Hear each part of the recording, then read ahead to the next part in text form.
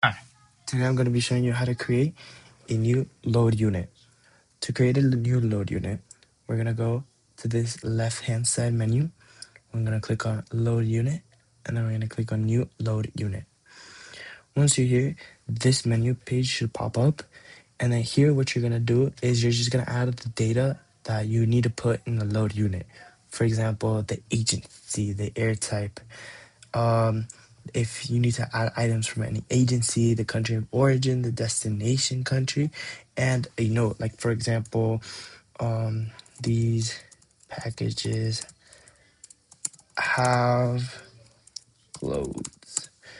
Then you need to put in the measurements, like how long, how broad it is, how high, and then the weight and how many parts. And then based on that, it's going to give you a volume. So for example, we could say it's 10 by 10 by 10 and it weighs 50.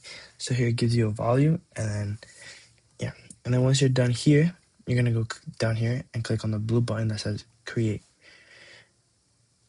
And then once you've done that, this page here is gonna pop up, and here this is the load unit information. And so here's just gonna give you everything that we just put in, like for example, the sender company, the agency, and then down here it gives us the note that we put. And here it says total of load units.